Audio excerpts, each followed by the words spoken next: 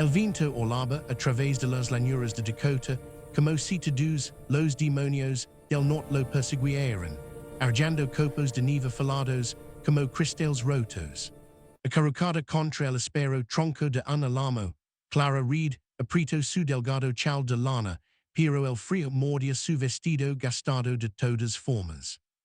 Sus dedos, y entumecidos dentro de guantes remendados, forcejaron con el cierre de su bolsa de alfombra. A los 25 años, sin un alma quien acudia, el pensamiento era una piedra en su pecho mientras observaba las nubes de tormenta acumularse. Hace 3 días, era la resatie. Reed, la respetada, aunque pobre maestra de escuela. Ahora era solo una mujer sin un lugar, adonde hay un invierno, que como una avalancha. La Junta Escolar se había reunido en la tienda general de Miller el martes pasado, sus caras sombrías. Los fondos se han recortado otra vez, había mascalado el VASA, Dawson, evitando su mirada. El territorio no puede mantener una maestra durante el invierno. Si sin más, su vida se desenredaba. Su habitación alquilada encima de la zapatería se fue con el puesto, la SRA. Jenkins necesitaba el espacio para inquilinos que pagaran.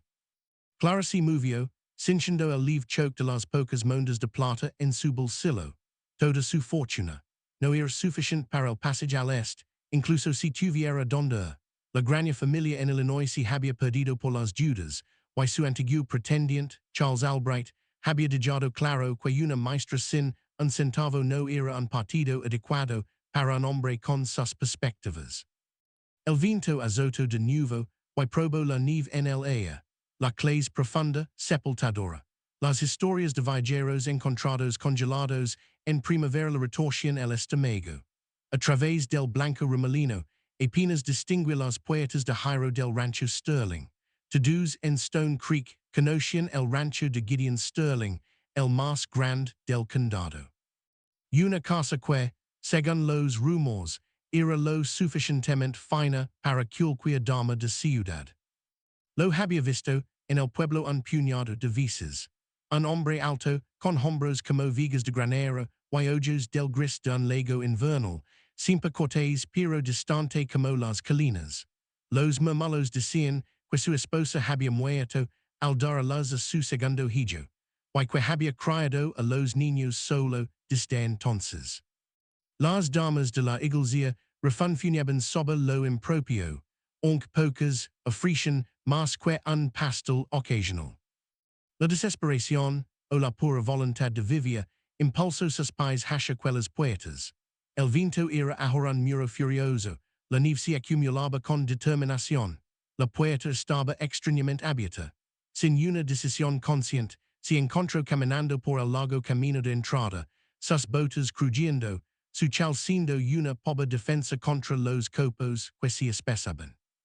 La casa emergió de la tormenta como una visión. 2 pisos de madera robusta, ventanas de vidrio atrapando la luz lúgubre, humo serpentino desde la chimenea. Una cálida luz amarilla de lámparas se derramaba desde la planta baja. Era todo lo que había perdido y todo lo que nunca había tenido. Todavía estaba allí una estatua de nieve, cuando la puerta principal se abrió. Gideon Sterling lino el marco, talado de la misma madera rústica que su hogar. Incluso a la distancia, vio su sorpresa. Él salió al porche sin abrigo. Está perdida, señorita, su voz ligó hasta ella, profunda y firme como piedra de río. Sus mejillas ardieron, que estaba haciendo aquí. La tormenta se levantó de repente, gritó a cambio, una verdad a medias. El estudio, sus ojos agudos sin perder nada, el abrigo redo, el agar desesperado a la bolsa de alfombra, camino hacia ella, sus botas hundiendo profundamente en la nieve fresca. Usted es la maestra, declaró. Era corrigió, levantando la barbilla. Mi puesto fue eliminado esta semana. Ella sintió lentamente, como si hubiera juntado las piezas. Me lo imaginé cuando la Roman 6 caminando hacia acá con todo lo suyo en esa bolsa. El calor volvió a su cara. La tormenta empeora. Será una ventisca en poco tiempo. tine algun lugar adond La pregunta fu un golpe físico, no particularmente logro decir. Quedaron de pie en la nieve silenciosa y cayendo, dos extraños tomandos la medida. Algo cambio detrás de sus ojos grises. Tengo café en la estufa, digo finalmente deliberado. La casa está caliente. En una tormenta como esta, una persona podría congelarse antes de llegar al pueblo. Era una oferta, y un reconocimiento de su desesperación, entregado sin lástima, solo bondad práctica.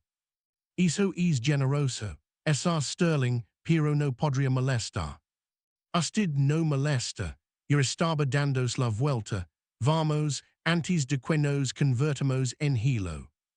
El orgullo era un lujo que el invierno le había robado. Lo siguió hacia las ventanas doradas, sus hulas disipando tras ella. El calor que la recibió en la entrada se sintió como la salvación. El espacio era amplio y limpio, con una escalera curva fina, pero se sentía hueco, funcional como un balcón, desprovisto del toque de una mujer. Niños, llamó Gideon, colgando su sombrero, vengan a conocer a nuestra invitada. Dos caritas aparecieron desde la sala de estar. El mayor, de quizás 8 años, tenía la fuerte mandíbula y los ojos solemnes de su padre. El menor, de unos 5, tenía el cabello desordenado y una mirada curiosa.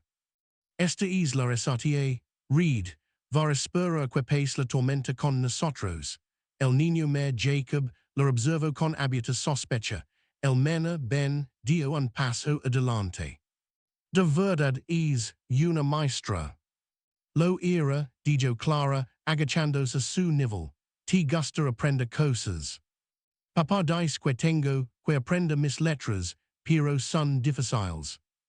Lo son al principio, estuvo de pero una vez que las conoces, abren mundos enteros.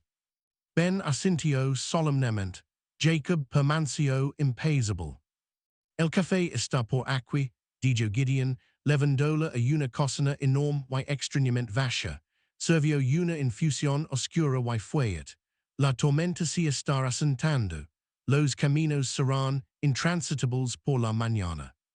Clara miró dentro de su taza. No podía pedir pasar la noche. No era apropiado. No tenía nada que ofrecer. Hoy lo de la escuela, dijo Gideon después de un momento. Una lástima, los niños necesitan aprender. Pero no lo suficiente para pagarlo, al parecer. Él tomó un sorbo de su café, estudiándola, que hará ahora. La temida pregunta, buscaré otro puesto, supongo. ¿Dónde? La palabra de Joe al descubierto su realidad. No había puestos, no para una mujer sola, sin un centavo y a la deriva. No lo sé, admitió. El viento gemía alrededor de la casa. A lo lejos, uno de los niños rió, un sonido brillante y cálido contra el frío. Tengo una proposición, dijo Gideon finalmente. Su voz era grave. Necesito una esposa, no por romance, sino por razones prácticas. Alguien que mantenga la casa, que ayude con los niños. El invierno vin fuerte y no pudo solo. Clara lo miró, segura de haber oído mal. Un acuerdo de negocios, continuó, firme como si discutiera cultivos. Usted necesita refugio y seguridad. Yo necesito ayuda para dirigir este lugar. Podríamos hacer que funcione. Es sterling, apenas lo conozco. Que sepa, soy un hombre decente. Pago mis deudas, mantengo mi palabra. No bebo en exceso ni levanto la mano a nadie. Soy junior de esta tierra libre y sin cargas. A usted no le faltaría nada. Hizo una pausa. Los niños necesitan una madre. Son buenos niños, pero si están volviendo salvajes. Yo necesito una compañera. Alguien en quien pueda contar. Afuera el viento gritaba. Clara pensó en sus pocas mondas, en el frío mortal, en la posibilidad muy real de no sobrevivir sola. No sería un matrimonio real, agregó rápidamente. Habitaciones separadas, vidas separadas en muchos sentidos, solo dos personas ayudándose mutuamente a salir adelante. Ella miró la cocina vacía, pensó en los niños creciendo sin suavidad, pensó en ella misma ante las puertas de Jairo sin otro lugar a donde ir. Porque yo, usted es educada, los niños podrían aprovecharlo. Usted está sola, lo que significa que se comprometería. Él la miró directamente a los ojos. Usted está lo suficientemente desesperada como para decir que sí. La honestidad brutal le quitó el aliento, sin mentiras bonitas, solo la verdad clara como una mañana de invierno. Necesito tiempo para pensar. Ella sintió hacia la ventisca fura, la tormenta no se va a ningún lado, usted tampoco esta noche, podemos hablar por la mañana. Le mostró una habitación pequeña y limpia junto a la cocina. Mientras yace escuchando rugir la tormenta, imagino esta vida, cocinar para un virtual extraño, cuidar niños que quizás nunca la aceptaran, vivir como una forastera en una casa que no era suya. Luego pensó en la alternativa, el frío, el hambre, el silencio de un final congelado. A veces, la supervivencia era la única opción que importaba. La mañana ligo gris y quieta, el mundo enterrado bajo medio metro de nieve. El camino al pueblo era una extensión blanca y ininterrumpida. Sobre un café fuerte, Clara buscó claridad, si aceptara que esperaría. Los niños necesitan consistencia, dijo Gideon, comidas, limpieza, modals, ayuda con sus letras, para mí, alguien que mange el hogar, alguien en quien pueda confiar, alguien que no huya ante la primera dificultad. Why cambio? Seguridad, un techo, comida, protección, mi apellido, usted sería la señora de esta casa, los niños serían suyos para criar como usted ve convenient. Habitations separadas, declaro. Habitations separadas, confirmo, a menos que algún día decidamos lo contrario.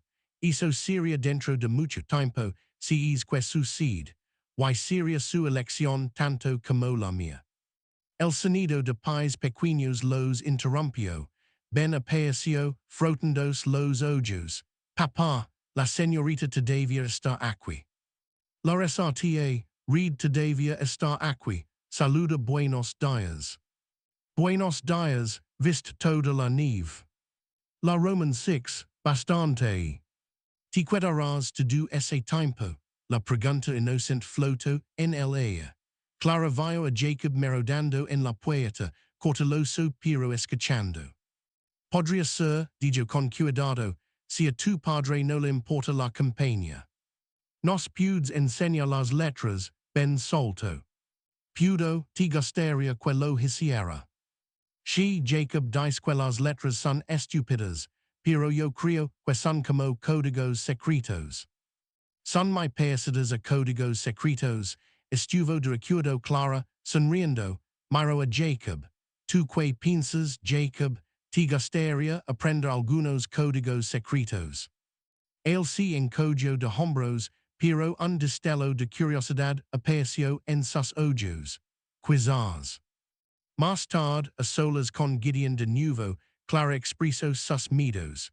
¿Y si no funciona? Si los niños no me aceptan, o no podemos levarnos bien. Supongo que lo resolveríamos, dijo, pero no soy un hombre que se rinde fácilmente, y no creo que usted lo sea, o no estaría aquí. El pueblo hablará. La gente siempre habla, la pregunta es si a usted le importa. Ella había pasado toda una vida importando, pero las damas propiamente no se encontraban sin un centavo y sin hogar. Me gustaría seguir enseñando, dijo de repente, a los niños, y a otros también, si alguien quisiera aprender. Gideon asintió. La casa es lo suficientemente grande, podríamos montar un ola escalar arriba. Su fácil aceptación la sorprendió. algo más que necesite saber, pregunto él. Ella se sintió al borde de un precipicio. Cada instinto practicó la gritaba que didra que sí, pero el matrimonio, aunque solo fuera de nombre, era monumental. Si aceptara que tan pronto como el predicador pudo venir, los caminos deberían estar despejados en unos días. Tan rápido, su vida rehecha en una semana. Srta, read, la voz de Ben vino de las escaleras, me ayudas con mis botones. Ella miró a Gideon, él asintió. Mientras ayudaba al niño, él palotaba feliz. Jacob apareció con el pelo alborotado. Ella se lo alisó a pesar de sus protestas, ganándose algo parecido a una sonrisa. Ben preguntó si podía trenzar el pelo. Los niños no usan trenzas, explicó suavemente, pero podría enseñar nudos marineros. Podrías, de verdad. Tuve un hermano al que le encantaban los barcos. Él me enseñó todo tipo. Yo también quiero aprender nudos, anunció Jacob, olvidando su sospecha. Entonces les enseñaré a los dos. Observando desde la puerta, la expresión de Gideon contenía algo parecido al alivio. Más tarde la decisión la presionó. Pensó en la casa Juca, en los niños hambrientos de guía, en el lago Invierno, y en el momento en que Jacob la había dejado alisar su cabello. Si didra que sí, dijo en voz baja, sería por ellos tanto como por mí. Ellos necesitan más de lo que unos pocos días pueden dar, estuvo de recuerdo Gideon. Y de verdad me dejaría montar una escuela. Lo haría. Clara respiró hondo. Entonces sí, me casaré con usted, Sr. Sterling. Él no sonrió, solo asintió como si hubiera aceptado ayudarlo con la cosecha. Extendió su mano. Después de un momento de vacilación, ella se la estrechó. Su apretón era firme, cálido y caloso, el celo de un trato. Bienvenido a la familia, Srta, read. Desde la sala de este ligo, un estruendo y un lamento. Ben apareció con el rostro lleno de lágrimas. Papá, Jacob me golpeó con el caballo de madera. Gideon suspiró y se dirigió a la crisis. Clara lo siguió, una leve sonrisa real tocando sus labios. Sr. Sterling, he pasado 3 años enseñando en la escuela. No me sorprendo fácilmente con niños traviesos. Iba a ser un invierno largo, pero por primera vez en semanas sintió algo que podría haber sido esperanza. 3 días después, ligo el reverendo Miller, luciendo profundamente incómodo. Esto es muy irregular, entonó por tercera vez. El matrimonio es una institución sagrada, no una transacción. Clara alisó su medio vestido, ahora adornado con un culo blanco hecho de una vieja enagua. Gideon permaneció firme. El matrimonio será legal. Las razones son nuestras. La ceremonia fue breve.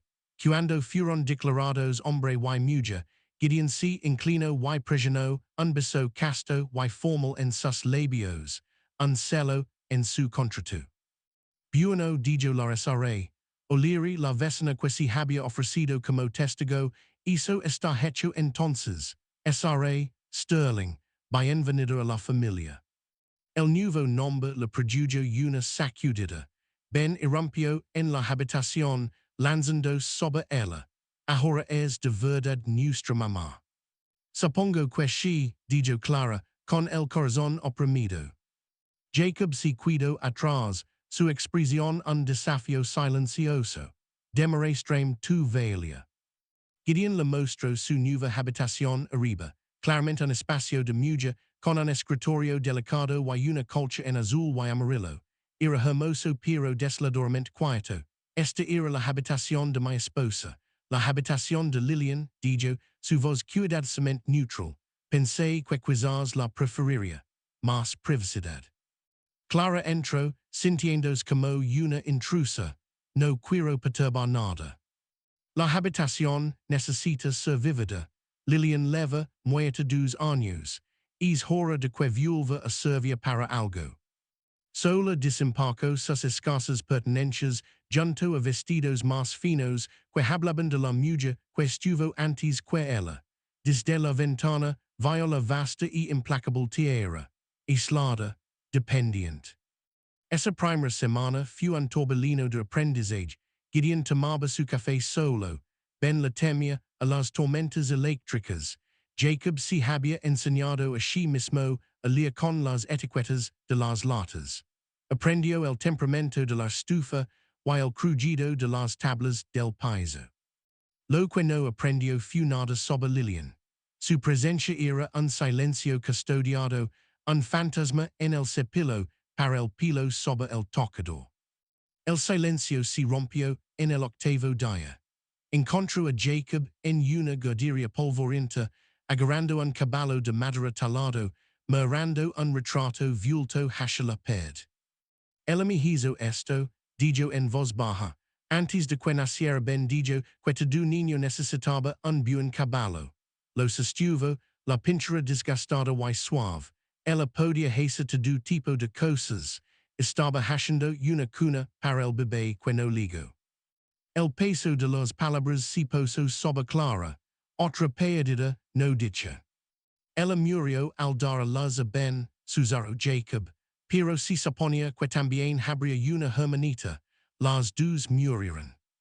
La garganta de Clara se apretó, lo siento, eso debió dar mucho miedo. Papá Laura, no se suponía que yo lo viera, pero lo hice.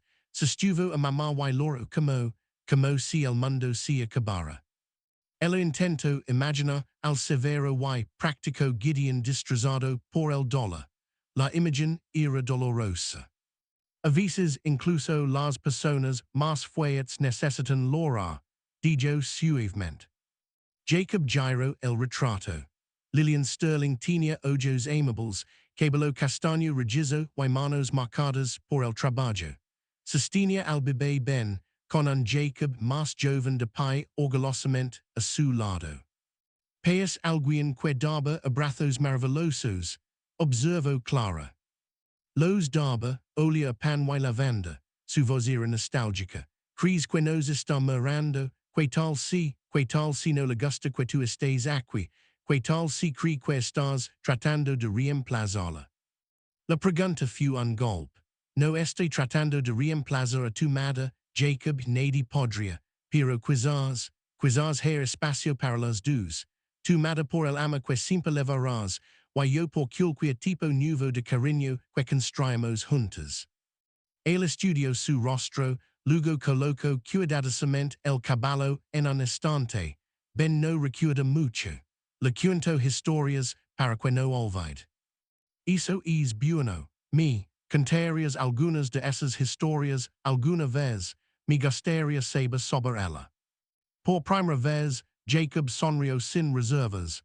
Me gustaría eso. Esa noche encontró a Gideon en su estudio. Jacob me mostró la guardería hoy, me contó sobre la hermanita. La pluma de Gideon se detuvo. Sus ojos se volvieron vacíos. No debería haber estado allí. Él las extraña, a su madre y a la hermana que nunca conoció. El pasado es pasado. No sirve de nada dar vueltas a lo que no se puede cambiar. Olvidar no es sana.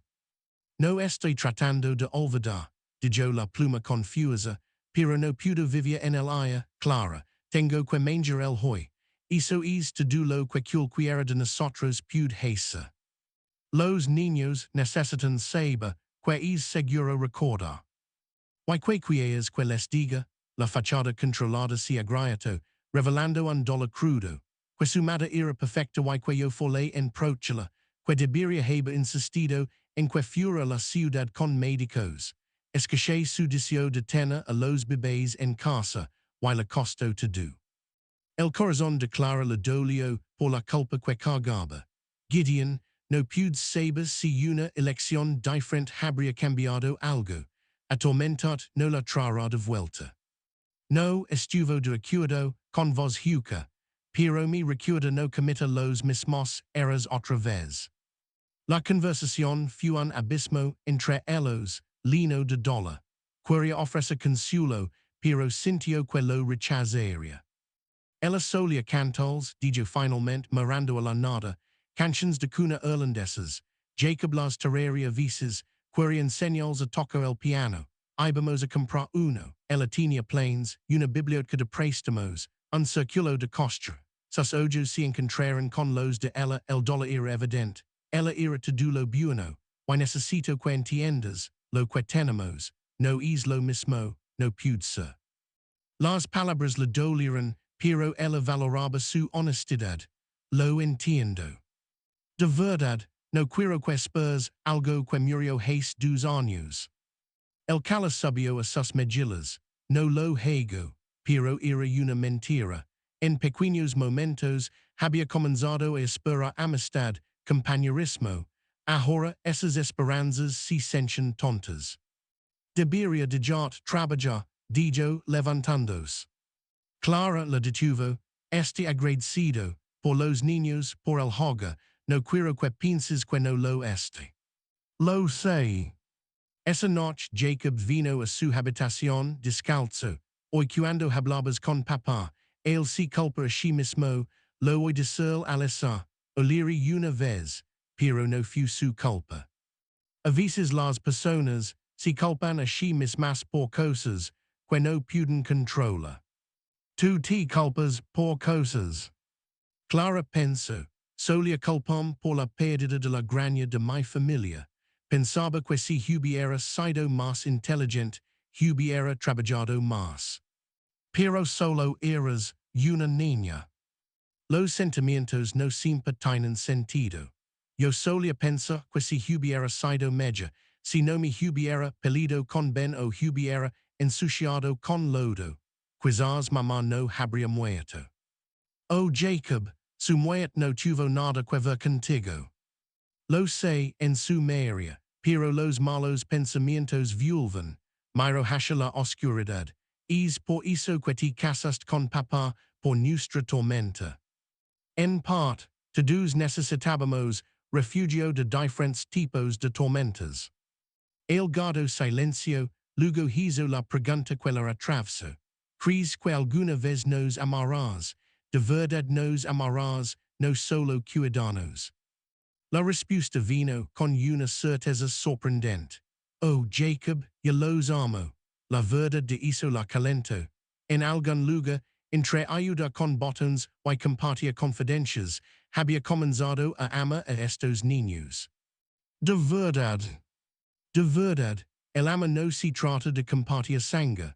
Se trata de preocuparse por la felicidad de alguien, de querer ser parte de su historia. Él consideró esto con seriedad grave, luego asintió. Me alegra que estés aquí, Clara. Incluso si papá no te ama como amaba mamá, aún me alegro. Era exactamente lo que necesitaba escuchar. No el ama que no podía tener, sino el ama que podría ganarse. Me alegra estar aquí también. La primera prueba real ligo con la iglesia del domingo. El viaje en carreta a Stone Creek fue silencioso. Las conversaciones del atrio de la iglesia enmudecieron cuando llegaron. Clara sintió el peso de cada mirada, escuchó los susurros cortantes. Que rapido no, la pobre Lilian aún no enfría en su tumba, la maestra cree que se llevó un premio. Dentro, el escrutinio era paralizante. Se sentó en el banco de los Sterling, sintiendo el fantasma de la mujer que se había sentado allí antes. Después del servicio, las mujeres descendieron. La SRA, Henderson, la esposa del banquero, lidró con una sonrisa que no legaba a sus ojos. Como le va en la vida matrimonial, muy diferente de enseña. Diferente, pero gratificante, respondió Clara con cuidado. Unos zapatos muy grandes que Lena, intervino la SRA, Patterson con falsa simpatia. Lilian era tan querida. Prácticamente dirige las reuniones sociales de la iglesia y la sociedad de damas. La estaban probando, comparandola con una santa. Suna una mujer extraordinaria, dijo clara en voz baja. Los pobrecitos se adaptan a tener a una extraña en el lugar de su madre, presionó la SRA, Henderson. Antes de que Clara pudiera responder, la pequeña voz de Ben sonó. Ella no es una extraña, es nuestra nueva mamá, y nos enseña letras y nudos marineros. Las mujeres parecieron sorprendidas. Clara apretó su mano agradecida. Los niños se adaptan rápido, dijo la SRA, Patterson con rigidez. Y Clara ha hecho maravillas con ellos, declaró la SRA, O'Leary, legando como caballería. Deberían ver cuánto ha prendido el pequeño Ben. Pero la SRA, Henderson no se dijo disuadia. La familia Sterling siempre ha sido el corazón de la comunidad, unos zapatos muy grandes que Lena. El desafío era claro, se esperaba que Clara asumiera todos los roles de Lillian. El reverendo Miller se acercó salvándola. Clara, sobre la educación religiosa de los niños, Lillian estaba muy involucrada, y la escuela dominical que ella comenzó. Las damas esperaban que quizás usted pudiera encargarse. Antes de que pudiera declinar, estalló una conmoción. Jacob se enfrentaba a Billy Henderson con los puños levantados. Dijo que mi nueva mamá solo era una cazafortunas, gritó Jacob, con lágrimas de ira fluyendo. Dijo que solo se casó con papá por dinero, y que no le importamos. El atrio de la iglesia quedó en silencio. Gideon caminó con determinación hacia ellos. Billy, dijo, su voz tranquila pero que ligó a todos. Creo que le debes una disculpa a mi esposa. Solo repite lo que hoy, mascalo Billy, mirando a su madre. La mirada de Gideon se desplazó a la SRA. Henderson, entonces quizás debas tener más cuidado con lo que escuchas. La SRA, Henderson se sonrojó. SR Sterling difícilmente crió. No esté culpando al niño, Gideon la interrumpió. Sugiero que los adultos deben cuidar sus palabras alrededor de oídos pequeños. Ben dio un paso adelante entonces, pequeño y desafiante. Mi mamá se preocupa por nosotros. Prepara el desayuno y licuentos, y arreglo mi camisa y promptio que no se hará, incluso cuando sea difícil. Jacob se puso a su lado, y nos está enseñando a leer bien, y hace que papá sonríe a veces, sonrisas de verdad. Esta última observación pareció sorprender a Gideon. La garganta de Clara se apretó. La defensa honesta de los niños cambió el ambiente. La SRA, Wilson, una mujer calada, habló. Los niños son honestos sobre lo que ven. Si dicen que ella se preocupa, entonces es así. La mayoría cambió.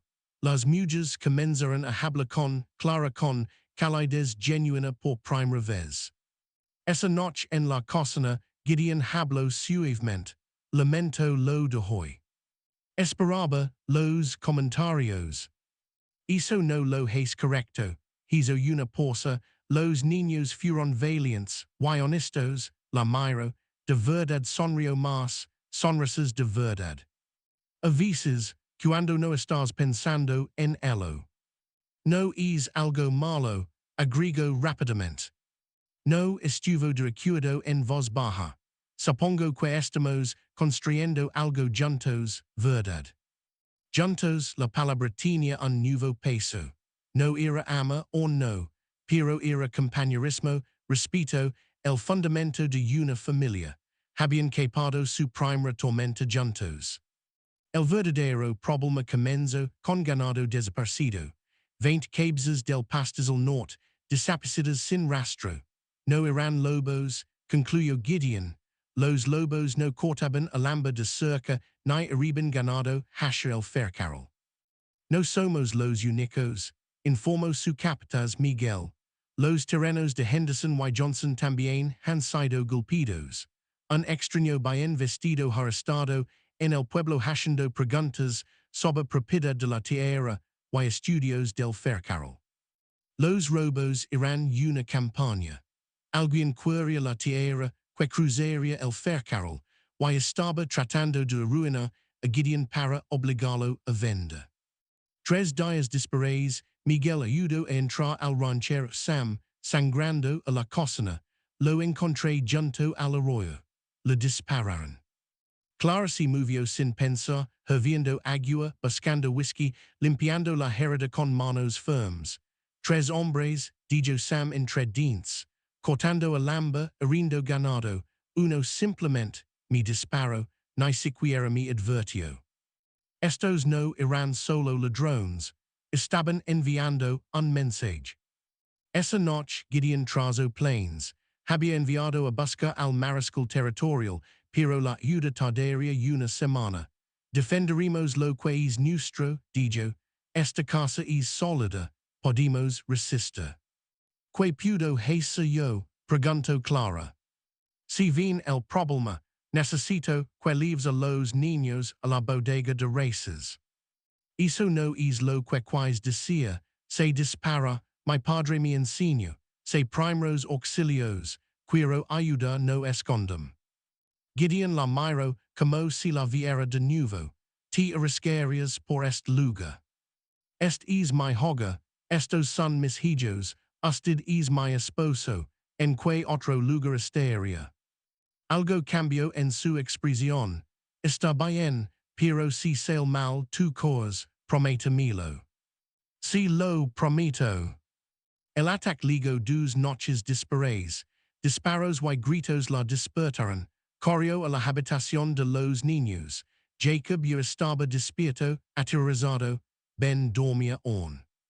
Unos hombres malos intentan robar nuestro ganado, dijo, forzando la cama. Vamos a jugar a nuestro juego de escondernos. Los vistió y los llevó a la cocina, levantando la trampilla de la bodega de races. Un estruendo proveniente del frente de la casa le heló la sangre. Si los ladrones entraban, encontrarían a los niños. Jacob levera ben escondanse en el rincón de atrás. No hagan ningún sonido, pace lo que pace. Volveré. Cerró la trampilla. La oculta y tomó la escopeta que estaba junto a la puerta de la cocina. 2 hombres irrumpieron por la puerta delantera hecha astillas, paralizándos cuando la vieron al final del pasillo, con el arma en alto. Esta es propiedad privada, salgan ahora. Uno se rió, mayan esto, la novia maestra jugando a la soldado. Última advertencia. Dieron un paso, pensando que ella fallaría. Ella disparó. La explosión fue atronadora. El hombre cayó, sujetándose la pierna. El otro levantó su pistola, pero ella ya estaba recargando con velocidad practicada. El siguiente va al pecho. En su vacilación, Gideon apareció detrás de ellos, con su propia arma desenfundada. La elección inteligente es soltarla. La lucha los abandonó. Mientras Gideon los ataba, Clara comienza a temblar, la adrenalina desapareciendo.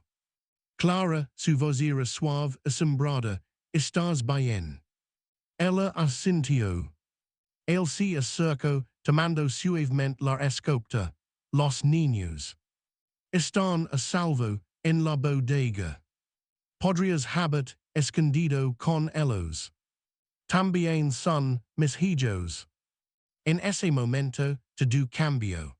Él la miró no como una solución, sino como su compañera, su igual, su esposa en todos los sentidos que importaban. She dijo en voz baja, lo son. En los pacíficos días que siguieron, el cambio se profundizó. Una mano en un hombro, conversaciones más largas, miradas más cálidas. Cuando ella atendía la herida en curación de Sam, Gideon observaba su competencia con una nueva apreciación. Tienes un don para la curación, observó una tarde. Mi madre me enseñó. Decía que toda mujer debería saber como. Era sabia, su mirada contenía algo más profundo que la admiración. Esa noche, con los niños en la cama, la encontro en la cocina. Clara, lo que hiciste esa noche, cuando empezaste a pensar en nosotros como tu familia, de verdad. Ella lo consideró, no estoy segura de que era un momento, ver a Jacob aprender, ver la alegría de Ben, preocupam por tus planes para el ganado. Y esa noche, mi primer pensamiento no fue por mi misma, fue por mantener los lejos de los niños. De ti. Gideon guardó silencio por un largo momento. He estado pensando, dijo con cuidado, en lo que se suponía que sería este matrimonio, se suponía que sería práctico, pero en algún lugar se convirtió en algo más, al menos para mí. Extendió la mano, sus dedos rozando los de ella. Clara, necesito que sepas, no es el reemplazo de Lilian, no es una solución, es tú. Y me encuentro, preocupándome por ti de maneras que nunca esperé. Las lágrimas asomaron a sus ojos. Gideon, no pido nada que no estés listo para dar. Lo sé, pero necesitaba que supieras que lo que siento, no es obligación, es algo real. Antes de que pudiera responder, los pies corriendo de los niños interrumpieron, pero el calor en sus ojos permaneció. Semanas después, con los ladrones arrestados y el mariscal ido, el cambio fue completo. Trabajaban codo con codo, un frente unido. Una noche en la cocina, Clara reunió su valor. Esa noche en que hablaste de que tus sentimientos cambiaban, los míos también han cambiado. Él se quedó quieto, como. Vine aquí esperando intercambiar mi trabajo por refugio. Pensé que sería suficiente, pero esta aquí, ser parte de esta familia, ha despertado sentimientos que no sabía que tenía. Respiro hondo, amo la seriedad de Jacob y la alegría de Ben. Amo que escuches cuando hablo de la escuela. Amo vert trabaja, viendo la gentles abajo tu fuerza, su voz bajo en su zaro. Y amo al hombre que es. No solo al ranchero práctico, sino al padre, al líder, al esposo, que defiende su esposa cuando apenas la conoce. Gideon dio un paso al frente, su mano acariciando su mejilla. Clara. No te pido que olvides a Lilian, nunca lo pediría, pero si hay espacio en tu corazón para alguien nuevo, me gustaría tener la oportunidad de ganar un lugar allí. Su respuesta fue un beso, no casto ni formal, sino cálido, posivo, lleno de promesa. Cuando se separaron, él apoyó su frente contra la de ella. Hay espacio, dijo simplemente, Lilian es mi pasado, pero tú eres mi presente, mi futuro si me aceptas. Te acepto. Desde el pasillo ligo, el sonido de pasos rápidos. Se separaron de un salto cuando aparecieron los niños. Papá Miguel dice que la cena fue genial, anunció Ben, sin das cuenta. Jacob, sin embargo, los miró a los dos, una lenta sonrisa extendiéndose. Se estaban besando. Las mejillas de Clara se encendieron, pero Gideon se rió. En efecto, lo estábamos. Eso significa ama de verdad, preguntó Ben con la franqueza de la infancia, no solo ama práctico. Los ojos de Gideon se encontraron con los de Clara, la alegría reflejada entre ellos. She ama de verdad. Ben gritó de alegría y abrazó a Clara. Jacob se acercó, su expresión complacida. Me alegro, mamá habría querido que papá fuera feliz otra vez. La generosidad de eso le trajo lágrimas frescas a los ojos de Clara. Se ardillo, abrazándolos a ambos. Los amo mucho a los dos. Y nosotros también te cuidamos bien a ti, dijo Jacob solemnemente. Esa noche, sentados juntos en la sala, con las manos entrelazadas, Clara sintió una paz que nunca había conocido. ¿Qué pasa ahora? Preguntó. Ahora construimos una vida, una de verdad, basada en la elección. Ella pensó en su legada desesperada, en la ventisca, en el trato práctico, en las pruebas que los habían forjado juntos. No era un romance de cuento de hadas, era media, era real. Me gustaría eso. La primavera ligo temprano, suave y verde, habían pasado 6 meses, la paz había regresado al rancho. El ola escalada clara, arriba, ahora, albergaba a 8 niños de los ranchos vecinos. Un mediodía, Gideon la llamó al porche. Se acercaba un convoy, la cabeza del reverendo Miller, seguida de carretas que levaban a la mer part de Stone Creek. ¿Qué es esto? Preguntó Clara.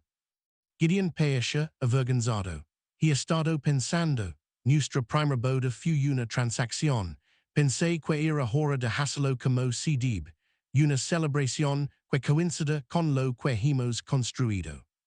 Llegaron las carretas, cargadas de comida, decorations, incluso un violín. Era su aniversario de 6 meses. Sorpresa, mamá, gritó Ben, lanzándose a sus brazos, una boda de verdad. Las lágrimas se acumularon al ver las caras, personas que una vez desconfiaron de ella, ahora ali para celebrar. Di que te casarás conmigo otra vez, dijo Gideon, su voz ronca, como se debe, no por necesidad, sino por elección, por amor. Su respuesta fue arrojarse a sus brazos, she, oh she. En un torbellino, la vistieron con su medio vestido, ahora con un culo de encaje regalado por la SRA. Patterson. El patio se transformó bajo el viejo roble. Esta vez, cuando camino hacia Gideon, no hubo duda ni vacilación. Sus ojos solo contenían calidez y certeza. El reverendo Miller sonrió ampliamente. Acepta usted, Clara, tomar a Gideon. Acepto, dijo, Clara y fuet. Clara, dijo Gideon, tomando sus manos, su voz legando a todos. Hey 6 meses, te ofrecí un acudo práctico. Hoy te ofrezco mi corazón. Has traído la risa de vuelta a esta casa, sabiduría mis hijos, y amar a un hombre que pensó que lo había perdido para siempre. Prometo apreciar, apoyar y elegar cada día por el resto de mi vida. Gideon, respondió ella, con lágrimas de alegría en sus mejillas, me diste refugio cuando no tenía ninguno. Pero más que eso, me diste una familia, un propósito y un amor que nunca me atreví a esperar. Prometo ser tu compañera en todas las cosas, amar tus hijos como míos, y construir un futuro digno de nuestros sueños. El beso que siguió fue una promesa, un comienzo, un celo, en un amor que había crecido lento y seguramente desde la tierra dura y congelada de la necesidad. La celebración duró hasta el atardecer. Música, baile, risas. Cuando la última carreta se fue y los niños fueron acostados, exhaustos y felices, Clara y Gideon se quedaron juntos en el porche, su brazo alrededor de ella. ¿Algún arrepentimiento? Preguntó suavemente, sobre el camino que nos trajo aquí. Ella pensó en las pérdidas, la desesperación, el trato. Ninguno. Cada paso me llevo aquí, a esta vida, a esta familia, a ti. Él sonrió. Bien, porque tengo la intención de pasar mi vida asegurándome de que nunca te arrepientes de alejarnos. Nosotros, la palabra era una brasa caliente en su corazón. Afuera, el viento de Dakota susurraba a través de las llanuras, levando la promesa de veranos y cosechas, de años extendiéndose hacia adelante. Pero dentro de la casa Sterling, el calor y la luz se mantenían firmes contra cualquier tormenta. Habían comenzado con un contrato, un acuerdo práctico entre dos almas perdidas. Pero habían construido algo mucho más precioso, una familia verdadera, forjada en la adversidad, fortalecida por la elección, y fundada en un amor que había crecido, silencioso y seguramente, en el espacio entre la necesidad y la capacidad infinita del corazón humano para esperar.